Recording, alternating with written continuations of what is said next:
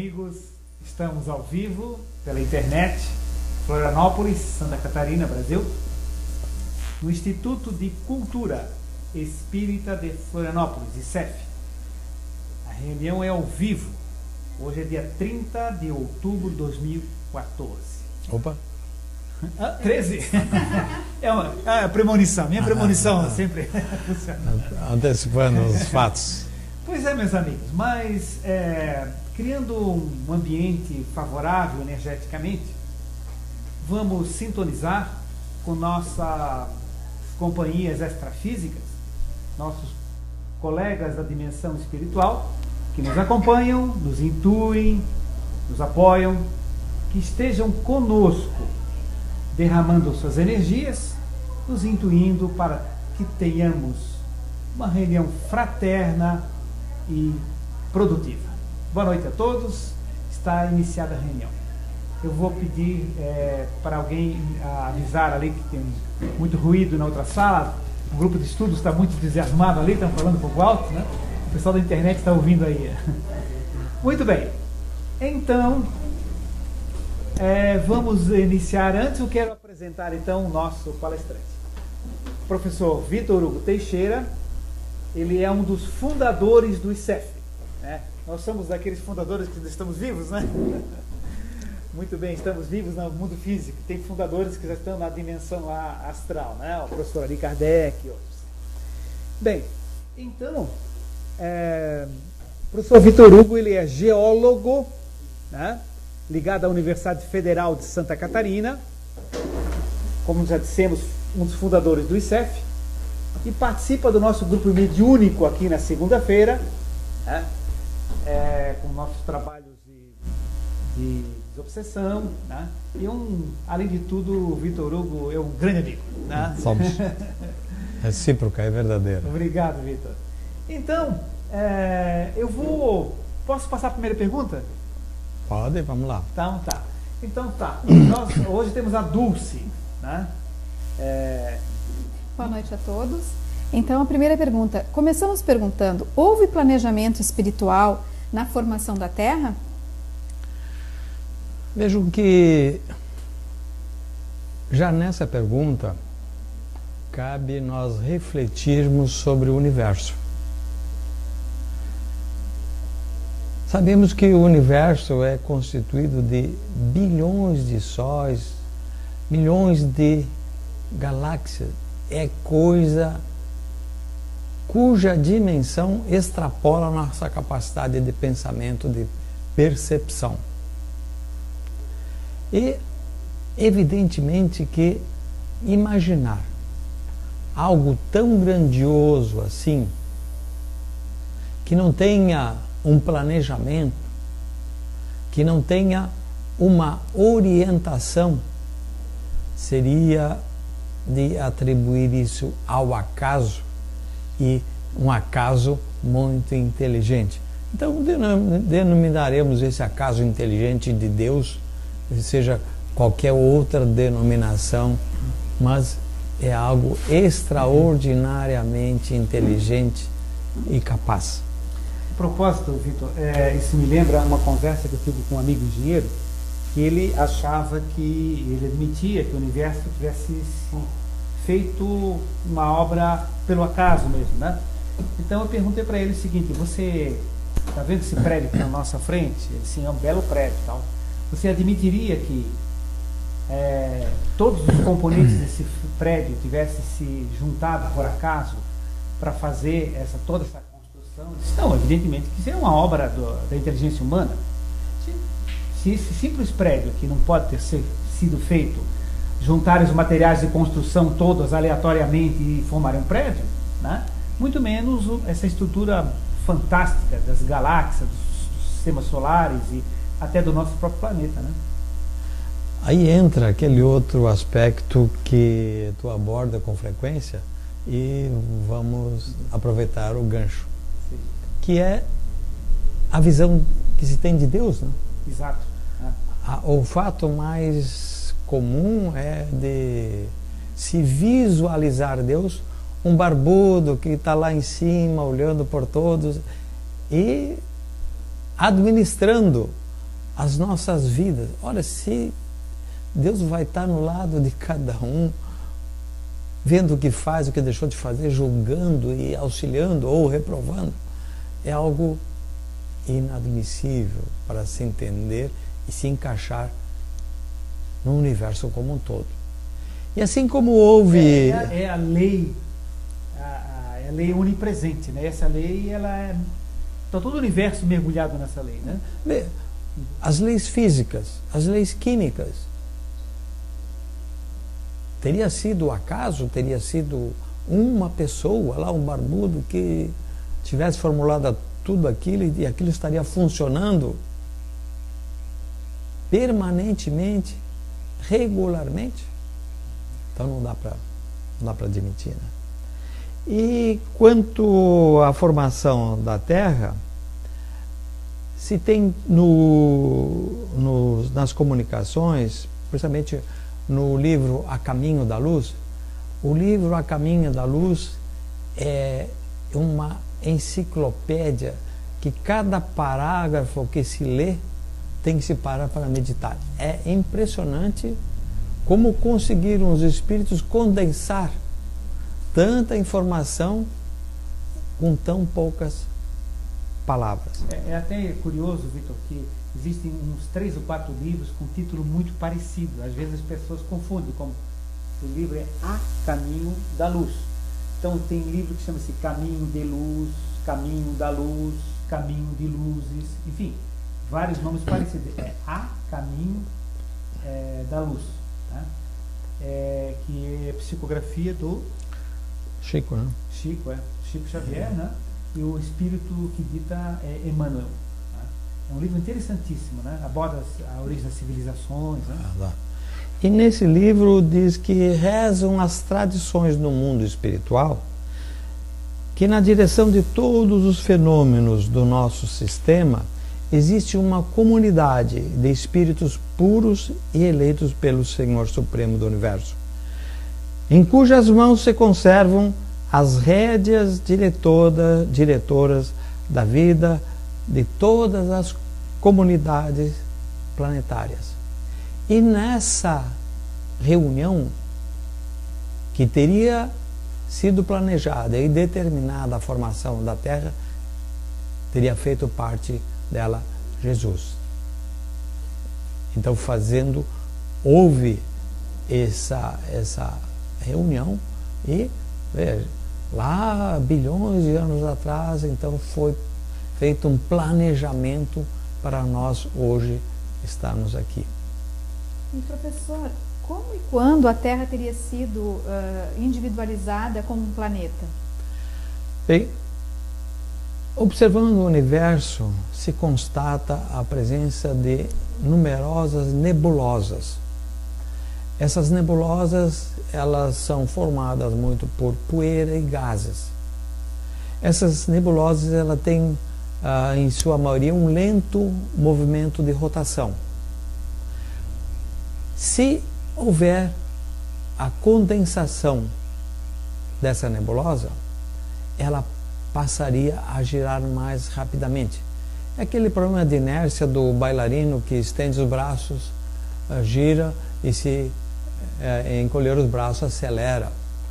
É um movimento angular, E a nebulosa diminuindo de diâmetro pelo esfriamento, ela ganharia em aceleração rotacional.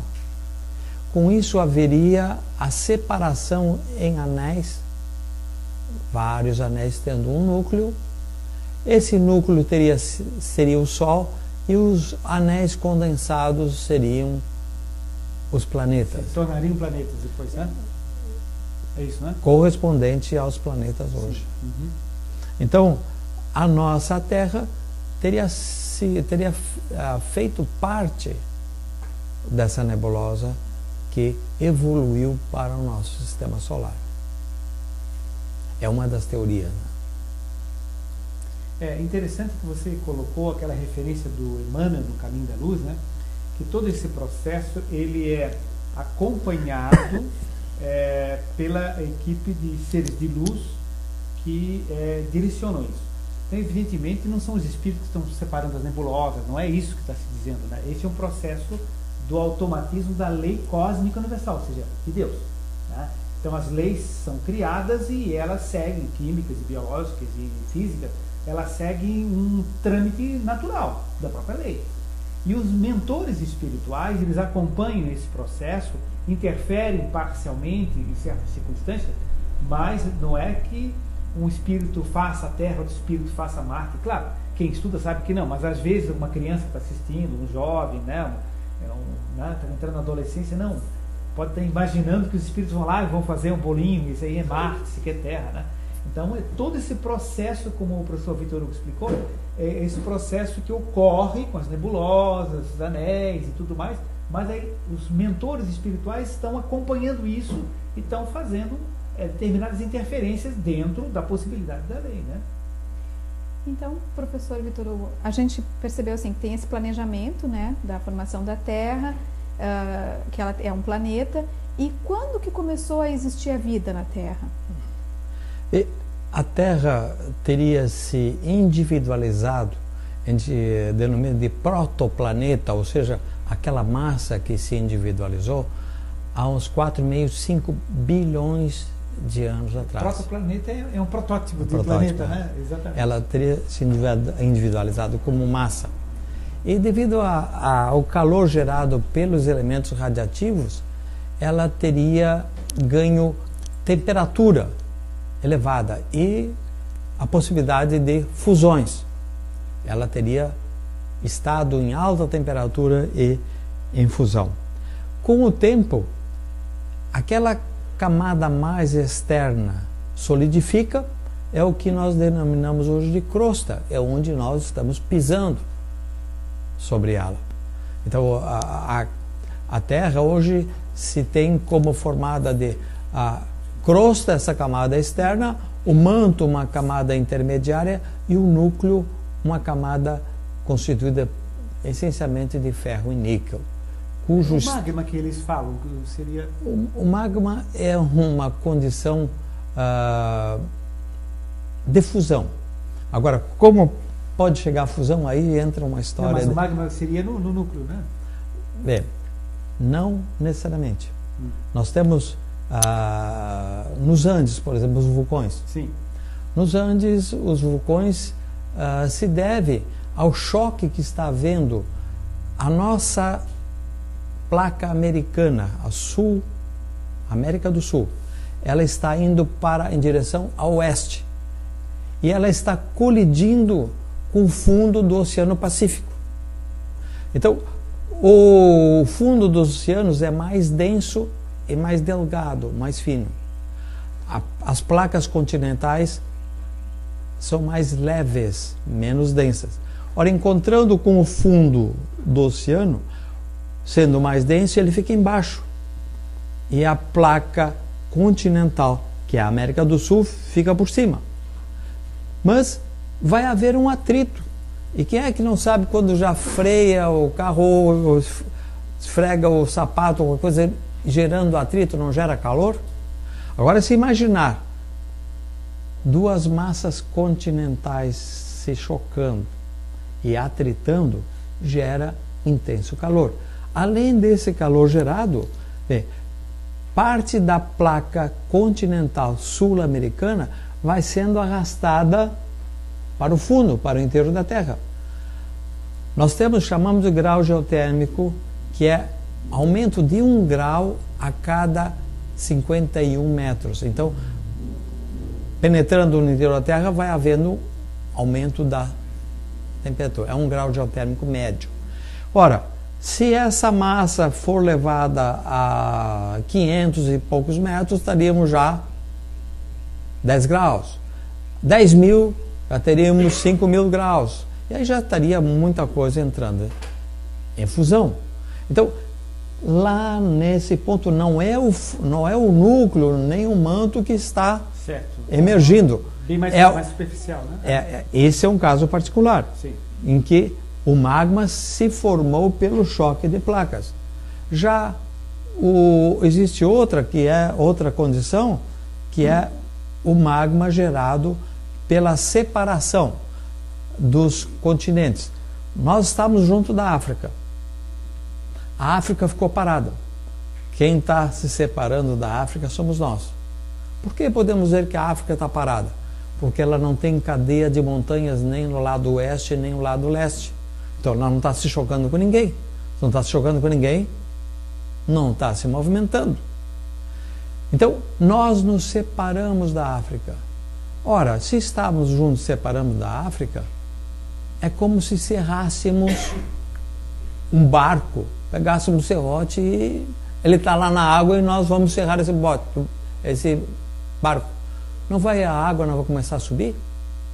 Então, aí sim, parte do manto, que é aquela camada que está logo abaixo da crosta, começou a subir, formando vulcões ao longo de uma linha de separação África-América. E a Cordilheira dos Andes? Não. Não? Não. O nosso basalto, a nossa pedra-ferro aqui do oeste. Então nós temos a pedra-ferro aqui do oeste e está outra metade lá na África.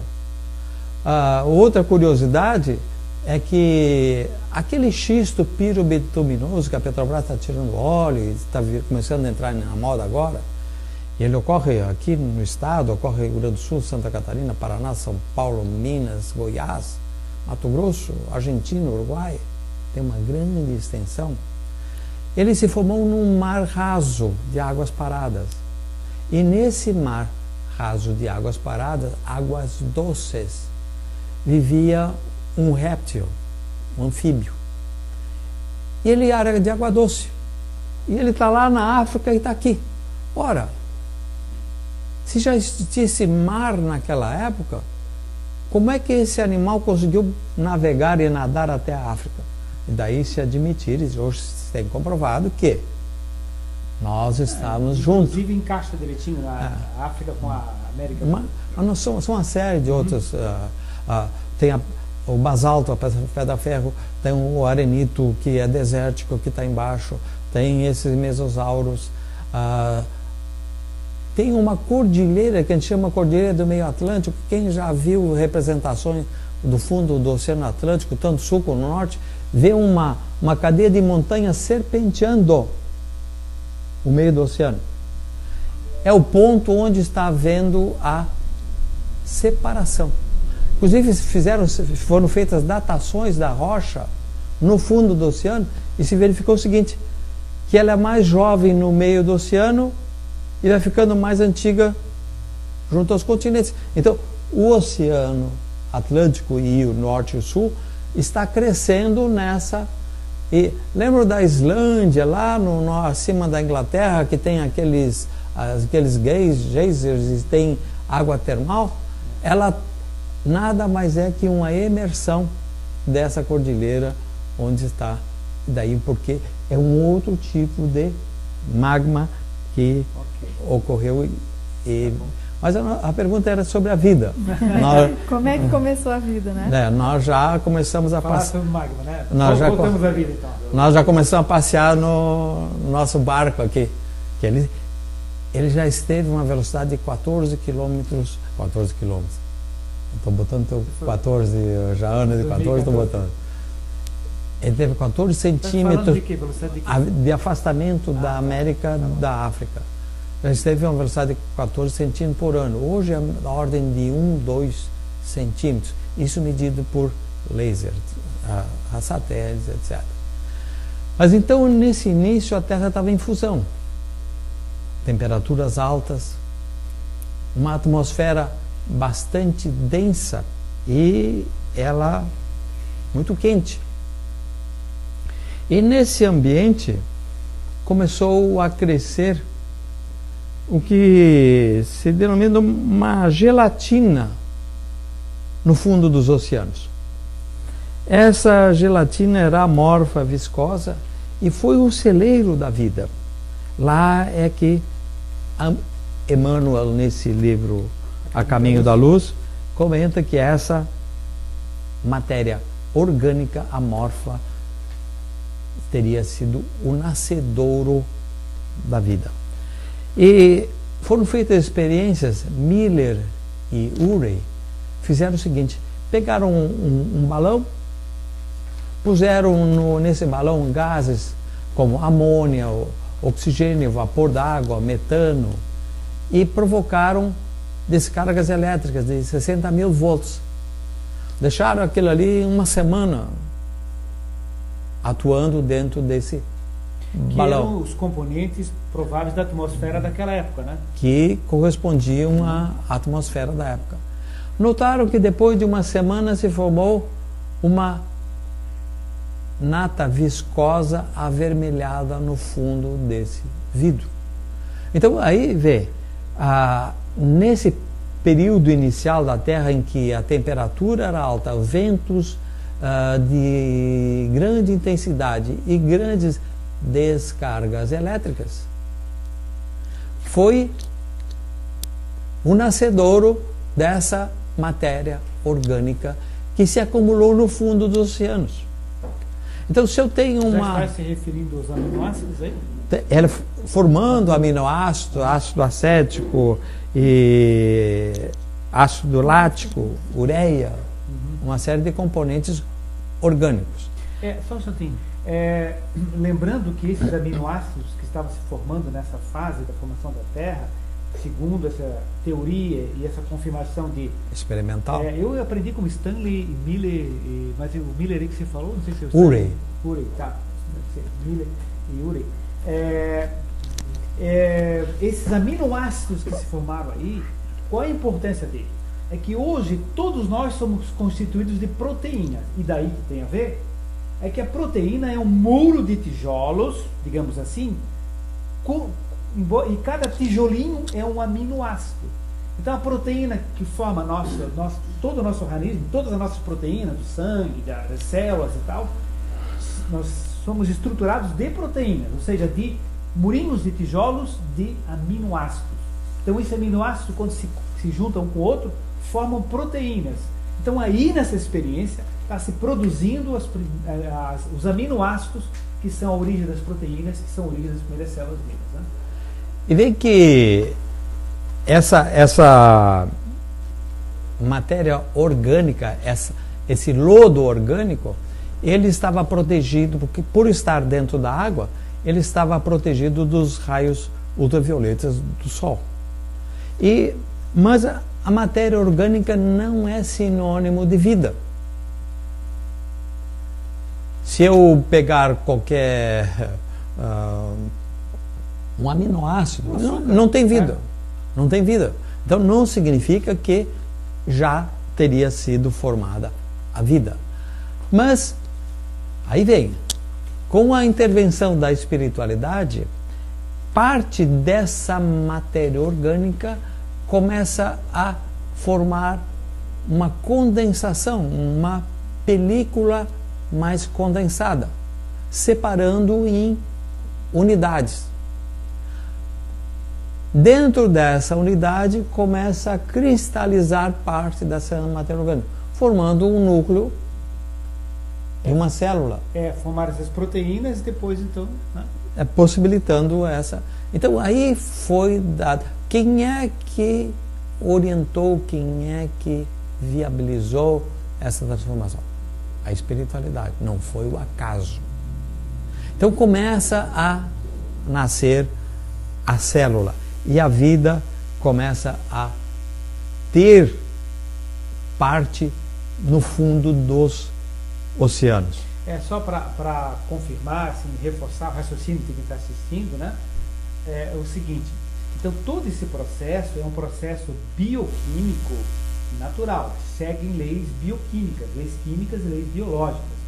O que ocorre é que há estímulo nessas leis bioquímicas, estímulos pelos chamados arquitetos astrais, ou engenheiros siderais, ou espíritos superiores que trabalham energeticamente, acentuando, acelerando esse processo pela sua ação mental, movimentando energias, fazendo com que tudo isso ocorra num determinado sentido, né? Nós aqui não tomamos passe? Para quê? Como? Não é para tentar mudar o nosso metabolismo, para melhorar de doenças, etc, etc? Ora, se isso é possível conosco hoje, por que não é possível uma intervenção desses espíritos nesse momento da criação da vida. Então lá começou a se individualizar uma vida através de uma célula. E se tem notícia, tem determinações da presença de algas e bactérias em mármores na Austrália.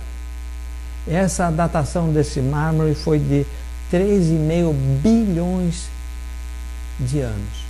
Ora, o mármore já é a transformação de uma rocha a outra rocha, que seria um calcário.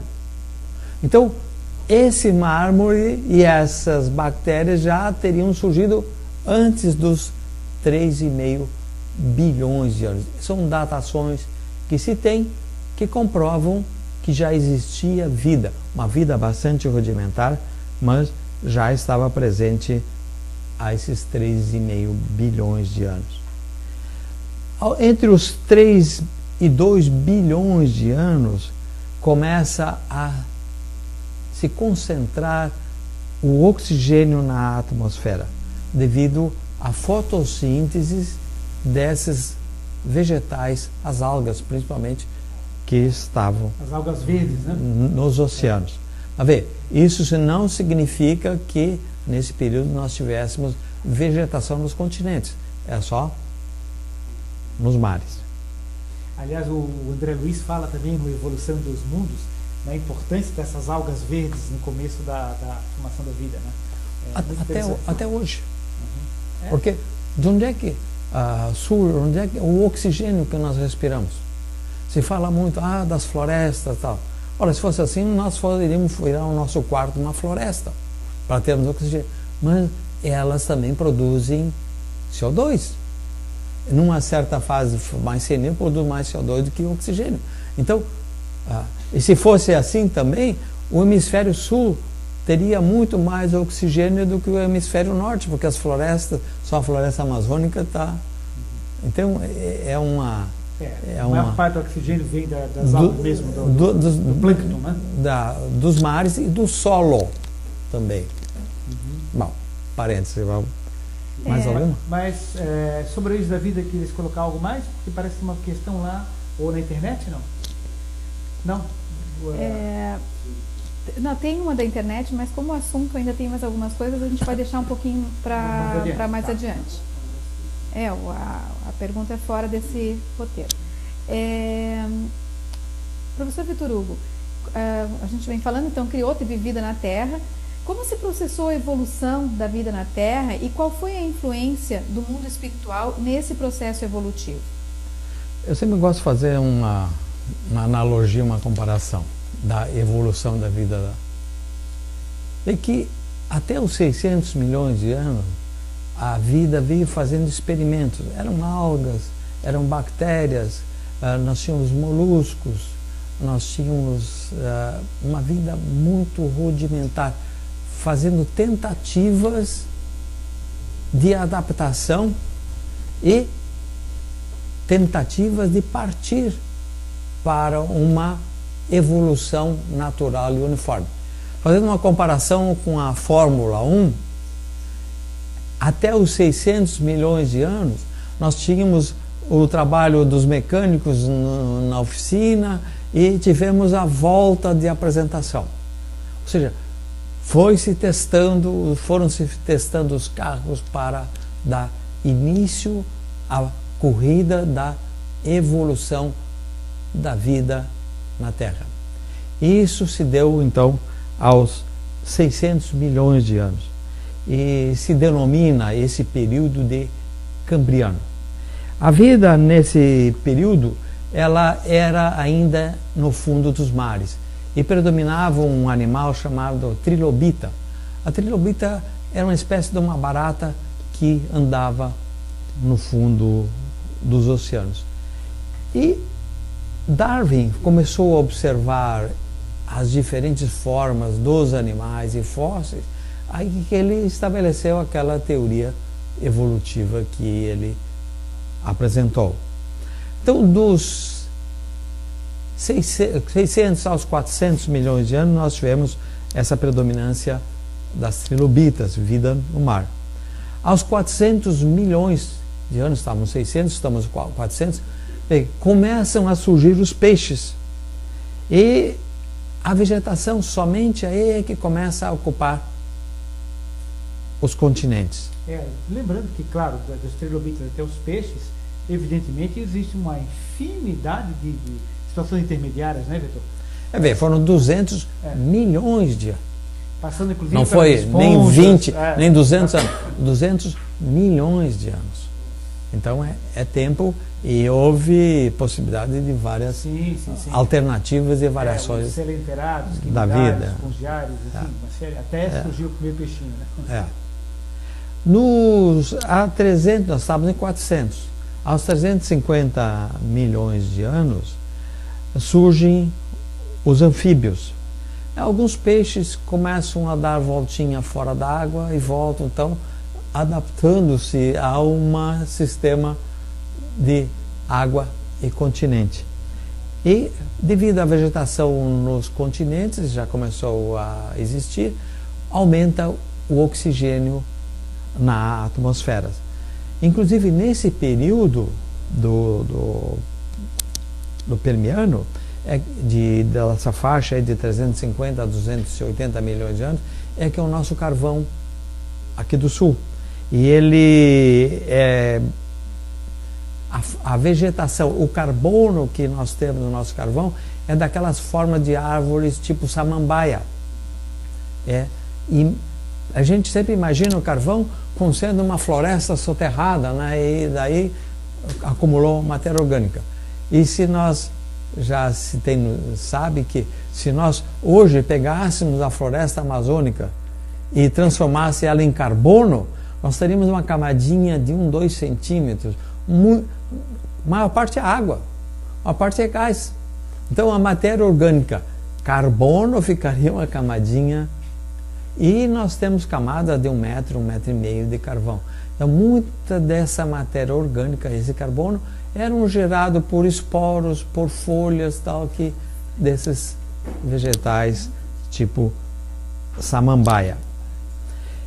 Bom, aí depois dos 350 aos 280 milhões de anos, começam a surgir os répteis. Aqueles anfíbios que iam no continente e voltavam para a água, se adaptaram ao continente, surgindo então os répteis. Veja que é uma evolução lógica, é uma evolução esperada, porque as mutações genéticas propiciaram. É interessante, isso, né, Vitor, que você veja só, quando o anfíbio ele optou pela vida terrestre, ele teve uma dificuldade natural, daí ele se arrastar como réptil, né?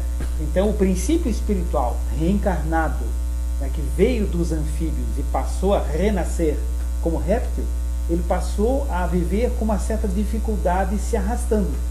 Por isso o réptil ele se arrasta mesmo, né? Porque ele veio de uma vida aquática, passou na aquática terrestre, anfíbio, que anfi em grego quer dizer 2 opostos, anfíbio. Ele vive na água e na terra. Depois então, na fase reptiliana, ele passou a se arrastar na terra, né? Já estamos mais adiante, nós estamos aí pelos 220, nós estamos 280, estamos 220 milhões de anos. E as samambaias que predominavam nos continentes dão lugar às coníferas, os pinheiros.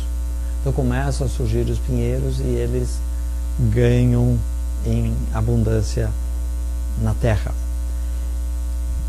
Aos 230, 190 milhões de anos, surge no período chamado Jurássico, que é que nós logo associamos. O filme. Quem é que surge, né? Os grandes répteis, os dinossauros. Então fica fácil fazer essa associação e nós gravarmos. Eu gosto muito de fazer a associação das coisas para a memorização, é algo que, essa é uma curiosidade, fazem já 12, 13 anos que eu parei de lecionar, Mas eu encontro alunos de 20, 30 anos atrás e eles chegam para mim espontaneamente: tia Guilhermina, caso fores a Florianópolis, queira trazer coisas diversas. É uma sequência de que eu dava uma frase para eles lembrarem esse cara de dureza. Vê, nunca mais tive contato com ele. Às vezes me lembro, tal, gipsita, calcita, olha, feldspato, quartzo, topázio, fora do diamante, é isso? Diamante. Tá vendo? Mas não foi aluno dele, não. É a frase, né? O processo de memorização facilita. Então, os dinossauros lembraram do filme Jurassic Park, que desse período. Vê, os mamíferos surgem somente aos 70. E a vida começou aos 3,5 bilhões de anos. E os mamíferos, 70 milhões de anos. Milhões de anos. Então, uma diferença. E eles surgem de tamanho muito pequeno, em pequeno número. Mas tem uma grande vantagem. Os répteis dependiam do sol para chocar os ovos. E os mamíferos não. Cuidavam, amamentavam os filhotes, então dando maior condição e maior capacidade de adaptação à mudança climática. Daí a grande explosão de mamíferos e a predominância desses animais. Nesse período também surgem as árvores que se reproduzem através de semente. Nós tínhamos samambaias com esporos, tínhamos as coníferas e agora temos as árvores com semente, tipo laranjeira, macieira, etc., que tem flor e produz frutos. Parece que tem outra pergunta aí sobre o princípio espiritual, qualquer coisa assim. Tem na internet antes? Tem. Vamos lá. O Fred, ele faz uma pergunta. Isto. Ele faz a seguinte pergunta, professor: a inteligência humana pode ser um instituto que prejudique a evolução biológica do ser humano? Por exemplo, as pessoas querem parar de ter filhos. A inteligência humana pode prejudicar? A inteligência humana pode ser um instituto que prejudique a evolução biológica do ser humano. Como, por exemplo, os casais que não querem mais ter filhos, né? Vê, nós temos o nosso livre-arbítrio e nós é o que nos distingue dos animais. Nós temos consciência e temos livre. Por consequência, somos responsáveis pelos nossos atos e temos o livre-arbítrio. Se imaginar ou se alegar que a intenção de alguns casais de não ter filhos ser alguma coisa generalizada, atribuir a um número relativamente pequeno uma razão, uma causa para provocar uma mutação genética, biológica, que tanto é assim que a população na Terra continua crescendo geometricamente, né? Então, mas que poderia, né? Nós temos, a nossa mente é uma força e nós podemos intervir. Outro exemplo até da morte. Lembram do Tancredo? O Tancredo não conseguia morrer. Tancredo Neves, né? Era uma população inteira clamando pela continuidade dele e ele não conseguia. Ficou um mês preso o espírito preso ao corpo. Por quê? Força mental de uma população inteira segurando ele lá. Aí vem uma dica, né? As pessoas perguntam, então como que se devia fazer, né? Eu me lembro, guardado as devidas proporções, que não era o Tancredo Neves, mas era meu pai quando estava na UTI, a gente reuniu a família para fazer uma oração para ele. Então, as duas filhas eram mais velhas, os dois rapazes eram novinhos, o último era bem pequeno. Então eu expliquei que a gente ia fazer uma oração para o vovô que estava no hospital, que estava pertinho, estava quase morrendo e tal, e que eram energias para ajudá-lo. Aí ele perguntou, mas nós vamos fazer uma oração então para o vovô não morrer? Eu disse, não, a gente vai fazer uma oração para ajudar ele. Aí ele assim, mas o pai, então eu não quero fazer, a gente vai fazer uma oração para ele morrer ou para ele viver? Eu disse, não, meu filho, é o seguinte, nós vamos oferecer para os amigos da espiritualidade, para os anjinhos da guarda, como você pensa, a gente vai oferecer energia para que ajude a ele. Se ele puder sobreviver, ele vai sobreviver. Se ele tiver que desencarnar, quer dizer, meu filho, morrer, voltar para o mundo dos espíritos, onde vai ser muito gostoso e bonito lá, ele vai, os espíritos vão usar essa energia para poder soltá-lo, senão ele vai se recuperar e fica bom. Então vai ser o melhor para ele, a gente só vai enviar energia. Mas não é aquilo que dizia para o tanque, fica, né? Tem que ficar aqui, né? E coitado, ficou mesmo, né? E tiveram outros casos, a Madre Teresa, né, também foi outra que houve um clamor nacional para... E tem histórias, né, de famílias que nem espíritas eram. Uma criança estava na UTI também e o pastor sonha que a criança diz para mim, me deixe morrer, tal. E ele vai, fala para a família, né, diz, sonhei com seu filho dizendo que tal. E a família foi lá, o filho fez uma oração e disse, não, filho, se for essa teu destino, que... E no dia seguinte... Quer dizer, nem rezar, nem orar, nem fazer prece, ainda a população da Terra sabe, né? Talvez saiba fazer, mas os objetivos é que não são nem sempre os mais... Às vezes pede para Deus, em vez de pedir modificar-se internamente. Exatamente. Mas parece que tem uma pergunta seguinte que é sobre... na realidade, na continuidade, né, do assunto, a pergunta é, esses vegetais e animais que evoluíram na Terra, eles tinham um espírito, professor?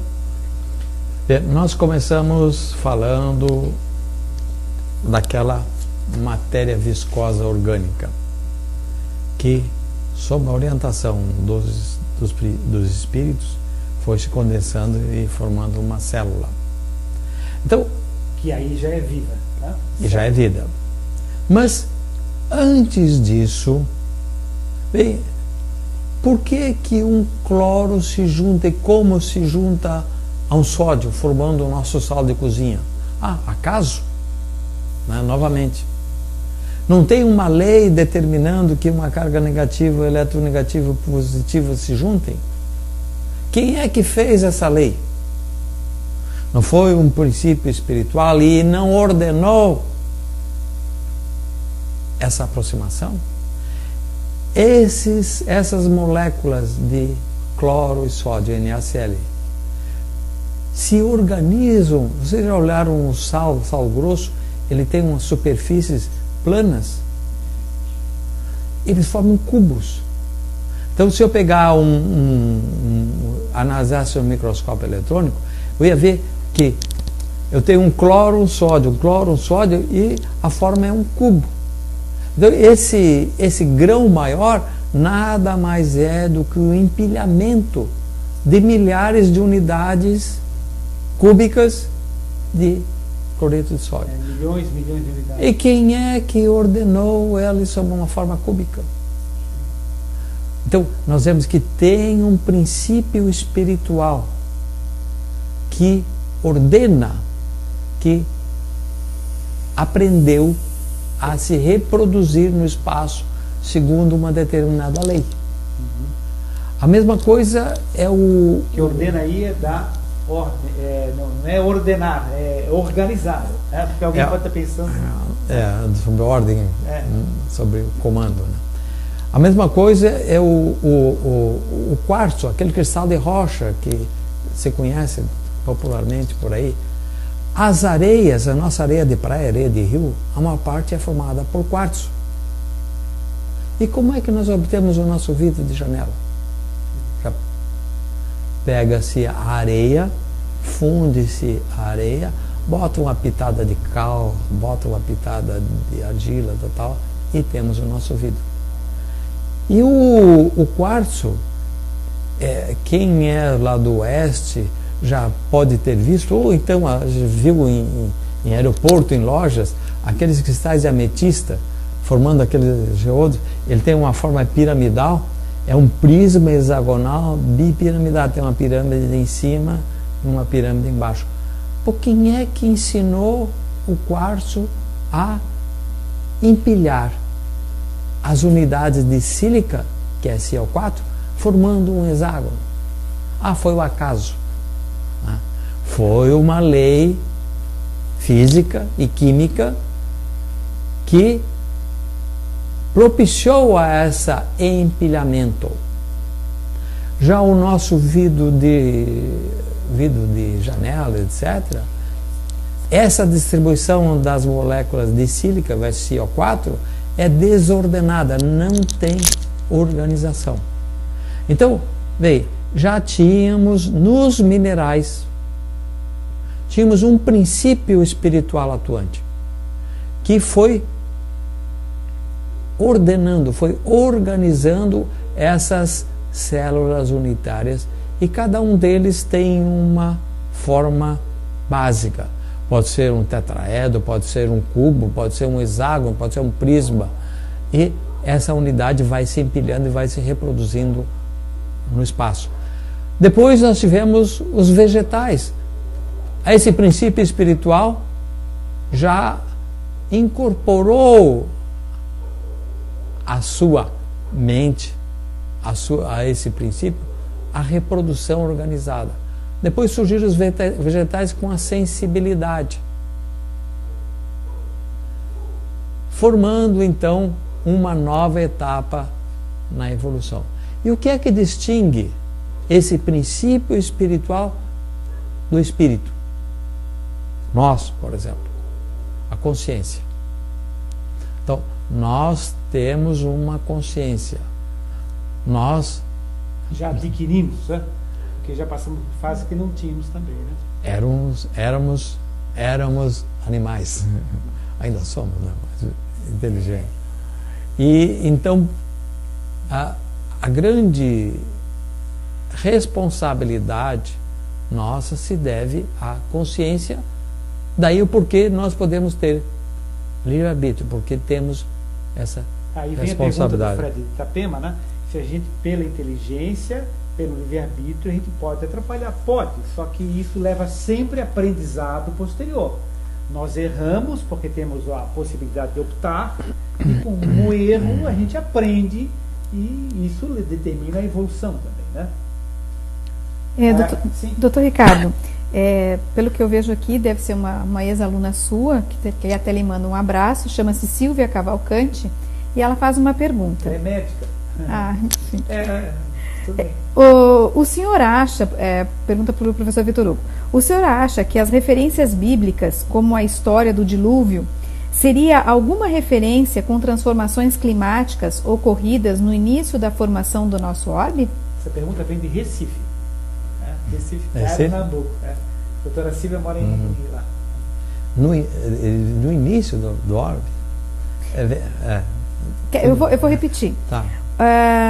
As referências, o senhor acha que as referências bíblicas, como a história do dilúvio, seria alguma referência com transformações climáticas ocorridas no início da transformação do nosso orbe? Absolutamente não. Qual é a idade quando começou o nosso orbe? 3,5 bilhões de anos. Então, lá não tínhamos, o homem não estava lá. O homem surgiu aos 3,5 milhões, então é bi para mi. Então, não estávamos lá, não pode ter correlação com mudanças climáticas no início da Terra. A gente não tem bem pontual, né? Não tem muita referência, mas a gente vê até a internet. Já tive a oportunidade de ver algumas conjecturas. Então, a civilização mais organizada de comunidades se deu ali no Oriente Médio, Mesopotâmia, etc. E observaram que existe uma camada de cinza vulcânica em toda a região. E sobre essas cinzas existe camada também de depósitos sedimentados em água. Então, há uma suposição que teria ocorrido um grande vulcanismo. Esse vulcanismo teria provocado um tsunami e, consequentemente... Mas são, né, especulações. Outros já sobem morros, aí vê um pedaço de madeira que era pedaço da Arca de Noé, etc. E cada um vende o seu peixe sem pescar, né? Será que o Erivaldo Mário dos Passos de Niterói está na internet? Depois, se ele tiver, dá um toquezinho para a gente. Tá. Temos mais uma pergunta da internet, do Fred, novamente, que ele pergunta assim: quando na evolução humana nasceu o inconsciente na mente humana? Pode. Tá. Certo. O seguinte o nosso colega Vitor Hugo, ele falou que o que nos distingue dos seres mais primitivos é a nossa consciência, né? Então, o inconsciente, ele existe na fase humana como algo já mais estruturado. Agora, tudo começa desde o primeiro ser vivo na Terra, desde a primeira célula, inclusive o chakra. Terceiro Fórum Nacional de Paranormalidade. Dia dos Mundos, o espírito André Luiz, é perguntado para ele quando começam a se formar os primeiros centros de força, os primeiros centros vitais, os primeiros centros de energia. E ele responde desde a formação dos primeiros seres vivos, no livro Evolução dos Mundos. Está na segunda parte, pergunta e resposta. Ora, se os chakras começam a se estruturar desde os primeiros seres unicelulares, tudo começa a se formar ali. Então, a consciência, o princípio espiritual, ele se expressa desde os minerais, né? Passando pelos vegetais, pelos animais, mamíferos, até chegar ao ser humano. Então, esse inconsciente ele vai se estruturando, mas é algo assim ultra mínimo, é algo assim praticamente inexpressivo, mas ele está se estruturando há bilhões de anos. Agora, chama-se inconsciente como nós conhecemos mesmo na fase humana, mas tudo isso levou milhões de anos para se organizar. Bem, o aparecimento do homem da Terra se tem em registro. Os mais antigos que se tem são de 3,7 milhões de anos, que corresponde a uma localidade em Adar, na Etiópia. E uma menina que foi denominada de Lucy, foi encontrada lá. São os Australopithecus afarenses, que é um dos registros mais antigos que se tem. Nessa época, acho que quando foi descoberto, acho que a Etiópia chamava-se Abissínia, se não me engano. Depois mudou de nome para Etiópia. Mas sigamos. Desculpa interromper. Não. Tá bom. Não, temos aqui. O surgimento do homem na Terra foi resultado da evolução do espírito aqui na Terra? Quer repetir a pergunta, Dulce? O surgimento do homem na Terra é resultado da evolução do espírito aqui na Terra? Não, do espírito. Isso aí, nós dois, principalmente, né? Conversamos muito sobre isso. É impressionante porque foi numa das reuniões de estudos que nós nos flagramos lendo o livro dos Espíritos na resposta a essa pergunta. Na pergunta número 607 B. E ela depois daquilo, ela tem nos acompanhado, e até numa última reunião nós debatemos intensamente sobre essa pergunta. E Kardec pergunta ao Espírito de Verdade: esse período de humanização principia na Terra?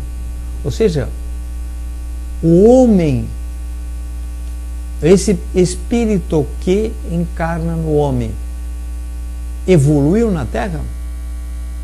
O Espírito de Verdade diz: a Terra não é o ponto de partida da primeira encarnação humana. Não é o ponto de partida. O período de humanização começa em outros mundos. Isto, entretanto, não se constitui uma regra absoluta, pois pode suceder que um espírito, desde o início humano, esteja apto a viver na Terra. Não é frequente o caso, antes é uma exceção. Significa o quê?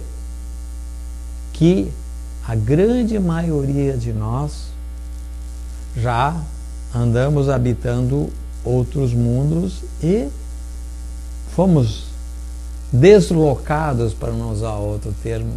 Ou expulsos do paraíso. Né? Ou exilados, né? Exilado. Adão e Eva, né? Foram expulsos. Ora, então... depois é bom explicar que não é um casal. Isso já é a raça adâmica, né? Então, nós evoluímos, crescemos até essa fase de humanização em outros mundos e migramos para a Terra. Vejam que o que é que havia na Terra? Haviam animais, princípio espiritual sem consciência, portanto. Então houve uma influência, nós podemos chamar isso de intervenção da espiritualidade, nos trazendo para cá.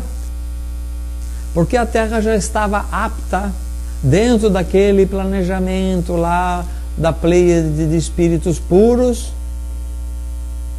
que chegaria o momento em que haveria condição biológica, porque nós vimos que os animais vieram evoluindo, houve condição biológica para a adaptação de um espírito nesse corpo biológico que aqui estava se desenvolvendo. Daí porque se tem informações que seriam um macaco dentro das espécies. Até abrir um parênteses aqui, é o seguinte, na realidade, Darwin nunca disse que o homem veio do macaco. Nunca disse isso. Por quê? Porque não existia macaco naquela época. Existiam seres antropóides. A gente fala macaco por uma linguagem de facilitação. Antigamente, naquela época, não existia gato, cachorro, periquito, pombo-correio, canário do reino e muito menos macaco, certo? Então existiam seres antropóides, quer dizer, os seres simiescos, seres que hoje se assemelham ou são de um grupo similar ao macaco. Então o homem não veio do macaco, o ser humano não veio, mas veio de seres similares que geraram o homem da caverna, né? Que eram muito mais esquisitos do que os próprios macacos de hoje em dia, né? Então, só deixar bem claro que quando se fala, Darwin disse que o homem veio do macaco, todo mundo pensa um chimpanzé e vira um homem, né? Não existe isso, né? Nem Darwin nunca disse isso. Mas sigamos. Né? Bom, mas vejam que essa nossa vinda para cá não foi chegar aqui e encarnar num antropóide. Nós temos um perispírito. Esse perispírito é que modela o nosso corpo. E nós tínhamos um perispírito que habitava um outro mundo, portanto, com a biologia, já que o perispírito modela o corpo, ele tem a estrutura celular, órgãos desse corpo, nós tínhamos lá um outro corpo. Então não foi chegar aqui e acoplar no corpo do antropóide. Houve a necessidade de uma adaptação desse perispírito nesse corpo biológico que estava apto a receber um perispírito. Mas também esse perispírito provocou mudanças genéticas nesse corpo biológico que ele iria ocupar. Então foi um processo de chegar. Um muda aqui, o outro muda ali, para propiciar essa encarnação de nós que viemos de outros mundos. Aí vem que você disse, aquele trabalho como se fossem passes, né? A intervenção energética de toda essa equipe da espiritualidade nesse belíssimo trabalho, né? E vem outro detalhe que é interessante se observar, é que a formação de um fóssil é um negócio que não é fácil de acontecer. Como nós temos esse réptil, nosso Mesosaurus brasiliense, e temos uma série de outros fósseis, aconteceu, principalmente esses fósseis de Mesosauro, eles morreram numa lagoa onde a água parada, havendo água parada não há oxigenação, não havendo oxigenação ele não apodrecia. E aí houve deposição de novas camadas em cima e ele ficou fossilizado, preservado. Às vezes a substituição de molécula do osso por sílica, por carbonato, e mantém-se a forma. Mas olha, para isso acontecer é muito difícil. Então tem que haver muitos casos para que um fique fossilizado e que dê essa transição de animal para o humanoide. Se fala no elo perdido. Por quê? Ora, houve uma intervenção espiritual que nos trouxe para cá. Então, geologicamente, não houve tempo necessário para haver a fossilização dessa transição. Ela foi muito rápida. Não teve chance de fossilizar mostrando todas as etapas. Por isso é um elo perdido. Nós diríamos, é um elo que não fossilizou devido à velocidade de transformação, porque houve a intervenção espiritual nessa transformação. Professor, eu tenho uma pergunta. Essa é minha. A gente fala, e tem até um livro, tal, dos exilados de capela. Então, que nós, ou boa parte, seríamos exilados de capela. Mas esses exilados, quando chegaram, já tinha espíritos de outros planetas que já... exceções, né? Isso, que já habitavam a Terra, ou a Terra foi habitada pelos exilados? Bem, aí vem a pergunta, né? Se a intervenção espiritual se deu somente na surgimento do homem na Terra? Não. Nós tivemos o surgimento do homem na Terra, tivemos os exilados de capela. Isso são, digamos, intervenções bastante significativas. Intervenção nós temos a toda hora. Quando nós tomamos um passe, é uma intervenção. Quando nós rezamos, é uma intervenção. Quando nós fazemos besteira, nós estamos juntando amiguinhos que não são dos mais agradáveis. Então, intervenção, influência, nós temos a cada instante. Agora, influência macro, uma influência bastante expressiva, aí nós tivemos no surgimento do homem, nós tivemos no Exilados de Capela, que foram formar os sacerdotes egípcios, os Vedas, né, que seres de grande inteligência, que alguns deles usaram essa inteligência que tinham lá em Capela para dominar a massa, dominar o povo e ter.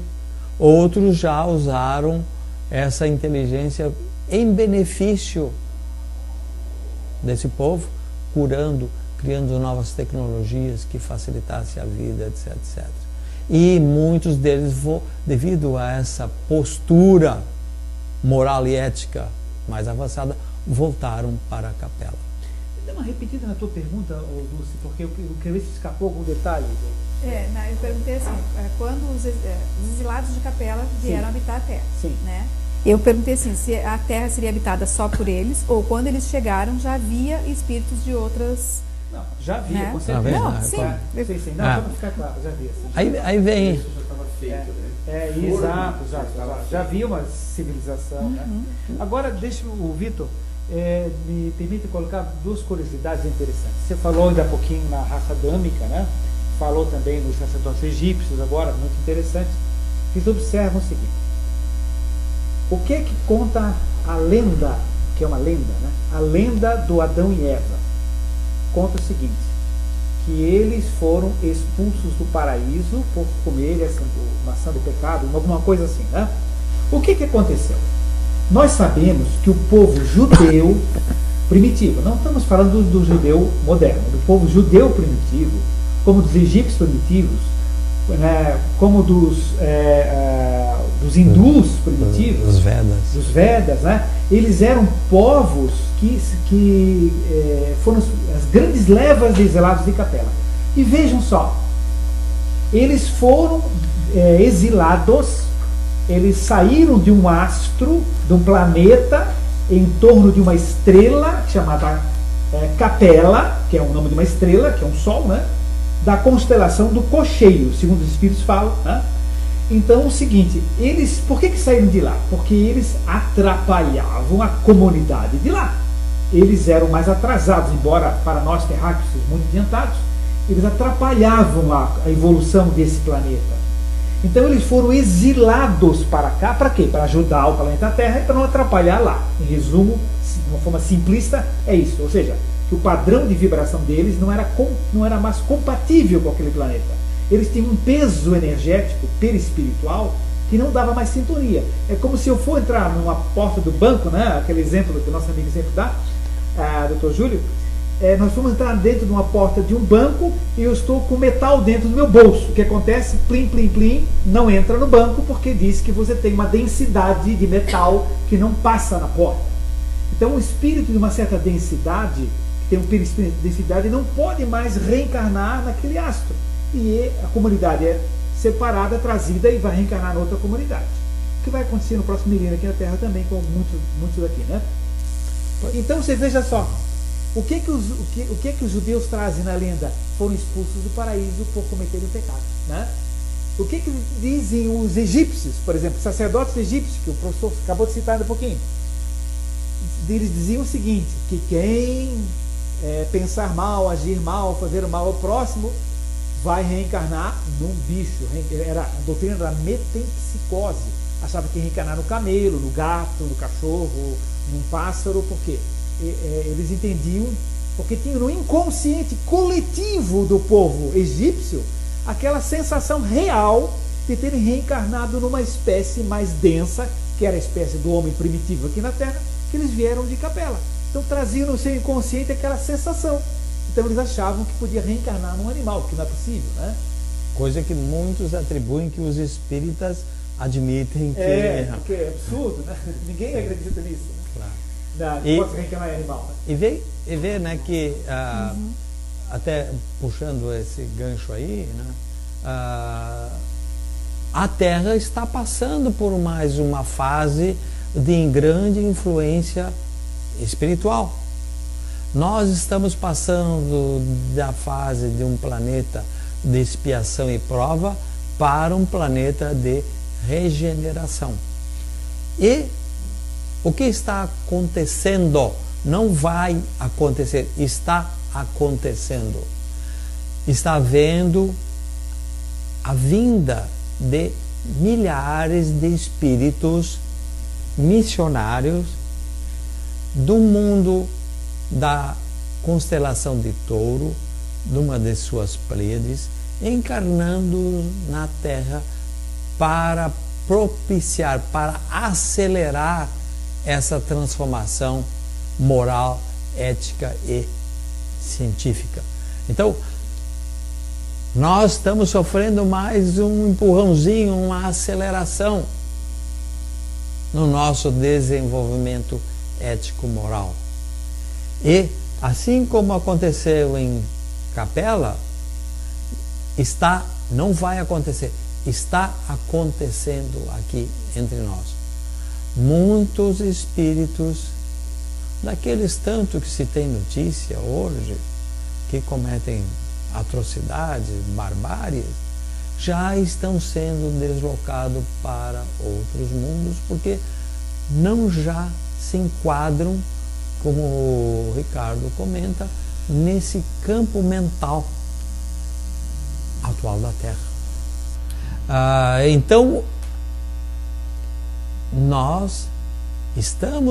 a Terra está sofrendo mais uma intervenção de auxílio nessa escala evolutiva, nesse universo de tantas galáxias, de tantos sóis. Professor, temos aqui mais 4 perguntas da internet. Opa, diz a cidade? Uns dizem, né? A Kátia Cristina, do Rio Grande do Sul, ela não fala a cidade, mas fala o estado, ela faz a seguinte pergunta: então, alguns de nós viemos de planetas inferiores? Inferiores em relação a quê? A nós, hoje, certamente, porque nós já estamos passando para um novo estágio. Mas, certamente, esse planeta onde vivíamos era superior ao estágio da Terra quando o antropóide estava aqui, nós para cá viemos. Então, senão não haveria progresso, seria um retardo e seria incompreensível e inadmissível que um ser inferior viesse a habitar um ser superior aqui e propiciar uma evolução que ela foi acelerada. Então, não, esses orbes, esses mundos em que nós vemos estavam mais adiantados do que a Terra naquele início, não em relação a hoje. Não em relação a hoje. O Fred, ele pergunta: para o nascimento do homem atual, poderia ter havido intervenção de seres de outros planetas? Nascimento do homem atual, quer dizer, acho que... do Homo sapiens, talvez? Só se for considerar naquele início lá, sim. Né? Agora, vê, mentores, né? Como eu comentei há pouco, estão encarnando espíritos missionários de outros mundos, da constelação de Touro, de uma das suas Pleiades. Estão encarnando. Agora, não são todos, são milhares, mas não são todos. Alguns que vão se dedicar serão expoentes da educação, outros na tecnologia, outros nas artes, outros na gestão, que vão propiciar esse salto na humanidade. O Carlos Lopes, ele pergunta: Minas Gerais. Mozart tinha evolução suficiente para reencarnar em Júpiter? O fato que reencarnou, né? O fato que reencarnou. Na Revue Spirit na França, né, do Kardec, ele coloca que o Mozart reencarnou em Júpiter. E faz até um desenhozinho da casa de Mozart, cheio de notinhas musicais, etc. Né? Tem um espírito comentando com ele que Mozart teria reencarnado lá. Olha, se reencarnou lá, com certeza tinha evolução espiritual para isso. Os filmes de hoje em dia passam sempre a parte sensacionalista, né? Então é muito mais interessante mostrar que o Mozart estava bravo com alguma coisa do que toda aquela genialidade, toda aquela introspecção, todo aquele conhecimento, aquela sensibilidade que ele tinha. Às vezes os filmes não mostram tanto isso, né? Porque até fica mais cansativo ver o filme, né? Para alguns, né? Então, mas Mozart, sem dúvida, era um espírito de altíssimo nível evolutivo, né? Tanto é que está reencarnado em Júpiter. Professor, o Fred fez uma outra pergunta. Existe planeta, ou planeta provavelmente, Nibiru? Não, é que Esse nome de indígena, né? Não,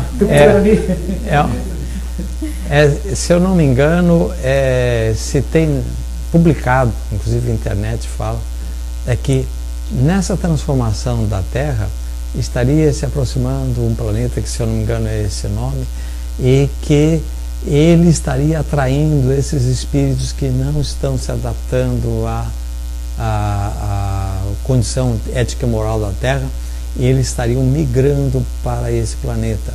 E a influência desse planeta, em termos de gravidade, em termos de magnetismo, provocaria uma série de mudanças, de alterações na Terra, alterações de oposição do eixo, alterações provocando vulcanismos, terremotos, etc. Agora é interessante, né, Victor, que não há uma informação assim que via Chico Xavier, via Divaldo Franco, via André Luiz, via Emmanuel, via Joana de Ângeles, não consta essa informação.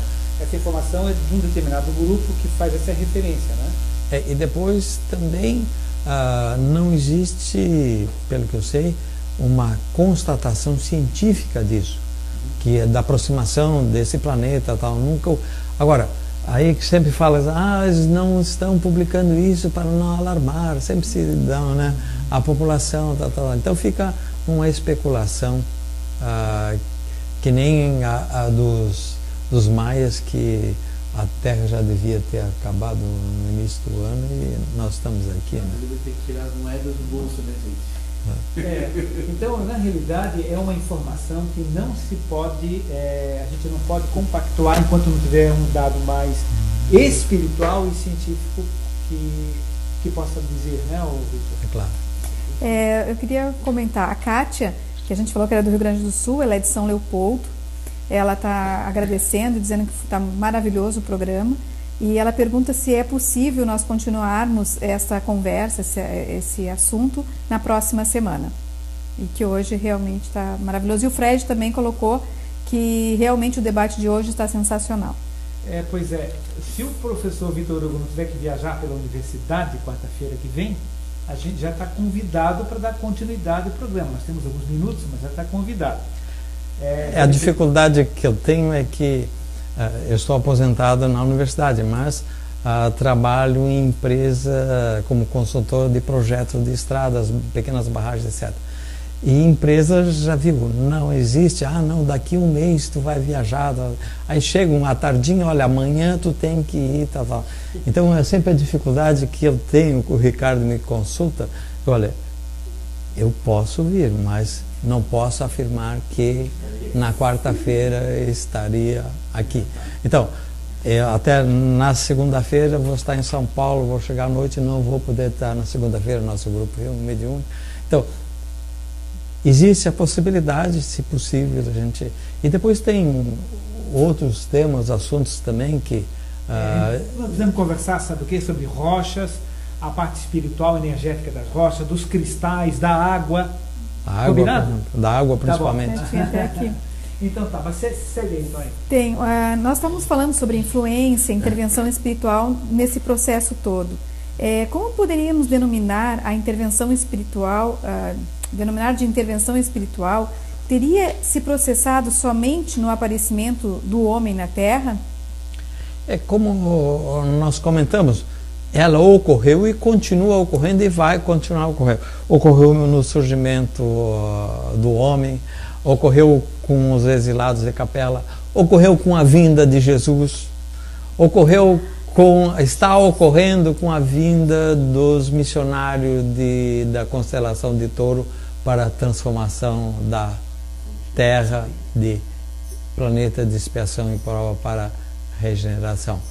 E diariamente ela está ocorrendo e nós, nas reuniões mediúnicas, praticamos isso toda semana, né? Todos aqueles grupos estão praticando propiciando, facilitando essa intervenção espiritual sobre nós. Bom, tem mais alguma questão aí? Tem. Agora, quando o senhor comentou de Jesus, tem uma pergunta que veio no início da nossa conversa, que falava sobre a questão da veracidade de Jesus mesmo. Acho que alguma publicação que teve que se Jesus não é um mito. Agora eu lembrei. Só não estou lembrando quem fez a pergunta, mas perguntava se Jesus não era se realmente não é mito. Depende da concepção de Jesus, mas tudo bem. Queres falar? Não, essa é para ti. Bom, é o seguinte, seria mito se considerar Jesus Deus, por exemplo, né? Isso seria um mito realmente, né? Porque Deus é esse amor cósmico presente nas galáxias, em partículas subatômicas, em todo o universo mergulhado em Deus. Isso é Deus, né? Essa força coordenadora de tudo, né? Não é Jesus.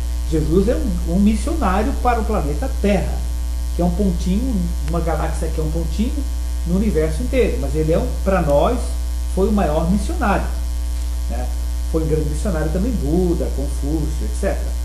Então, se seria mito essa concepção de divinização do grande mestre, né? Aí sim, mas tudo consta que ele realmente existiu, né? E que os espíritos amigos nossos, mentores e que lidam livros, fazem sempre referência à presença dele, né? Mas não dessa forma que as outras religiões que nós respeitamos e todas têm sua função magnífica de ajudar o próximo, né? Mas tem uma visão diferente. A nossa visão espírita de Jesus é bem diferente daquela concepção da maioria das religiões, né?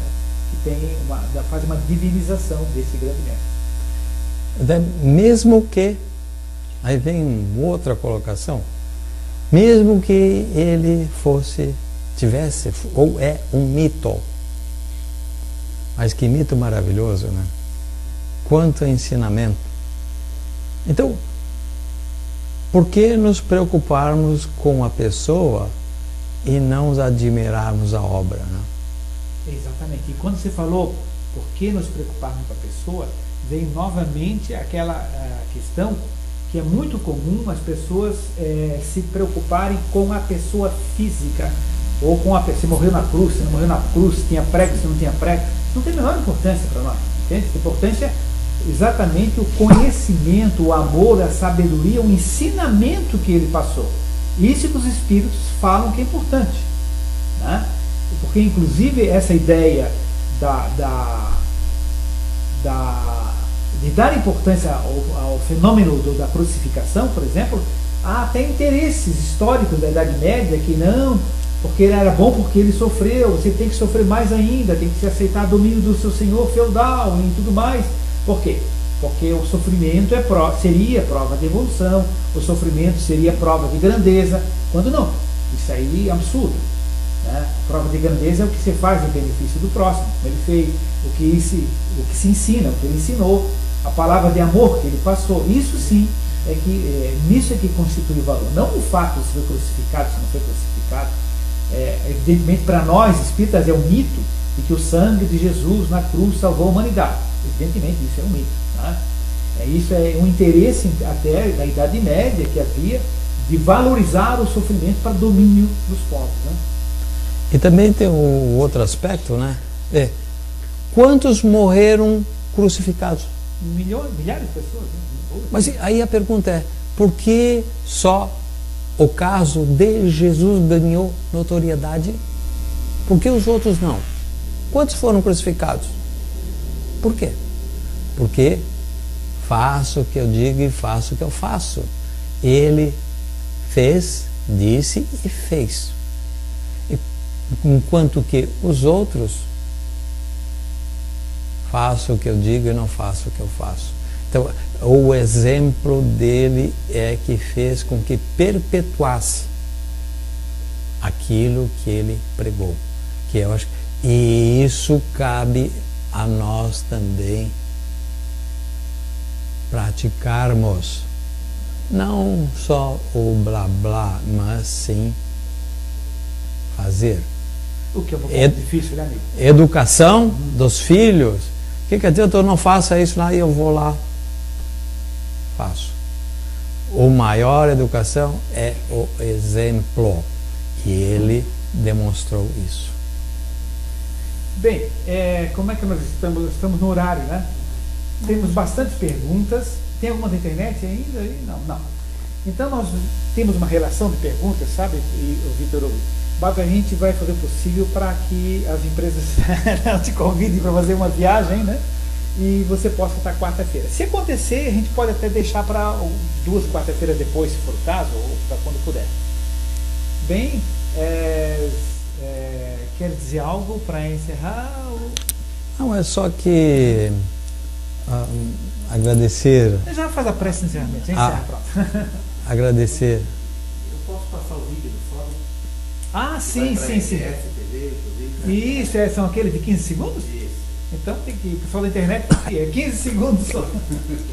Vai sair na televisão, 15 segundos é muito caro. Para nós, pelo menos. Terceiro Fórum Nacional de Paranormalidade, dia 23 de novembro, no Centro de Eventos da UFSC. Participação do público nos debates. Inscrições pelo site www.3milenio.org. Terceiro Fórum Nacional. Isso, sim, pode ser. Mas o que nós temos a dizer é que, bem, tem tanta coisa para se informar, raciocinar, analisar. Nós estamos pegando uma pontinha de muita coisa. E isso é que eu acho que o Espiritismo, e em especial o Instituto de Cultura Espírita, propicia, é que nós temos praticado a análise de fatos, a análise de informações. Muitas vezes até podem pensar que a gente é, na forma de discutir as coisas, insistente, porque vamos analisar a fundo aquilo lá para ver. Mas isso traz a fé, que fé significa convicção, certeza. E se nós temos a certeza que nós viemos lá a matéria orgânica que virou vida, veio daquele lodo lá, e depois veio evoluído, e tivéssemos vindo é uma coisa natural, lógica. Não está se inventando sopro divino, não está se imaginando, bolando algum acontecimento anômalo. E isso nos traz convicção, nos dá certeza, consequentemente nos dá segurança. E é isso que nós agradecemos aos nossos companheiros espirituais, que nos têm intuído, nos têm orientado e têm propiciado esses momentos em que nós podemos parar naquela nossa rotina, podemos meditar e chegar a conclusões que nos deem a certeza, nos deem segurança nos nossos próximos passos na nossa escala evolutiva. Que eles possam estar sempre juntos de nós e nós de ouvidos abertos para escutá-los. E que assim possa acontecer. Está encerrada mais uma reunião. Normalidade e mediunidade. Dia 23 de no Centro de Eventos da UFSC. Participação do público nos debates. Inscrições pelo site www.3milenio.org. Tá bom? Terceiro Fórum Normalidade e Mediunidade. Dia 23 de no Centro de Eventos da UFSC. Participação do público nos debates. Inscrições pelo site www.3milenio.org. Terceiro Fórum Normalidade e Mediunidade. Dia 23 de no Centro de Eventos da UFSC. Participação do público nos debates. Inscrições pelo site www.3milenio.org.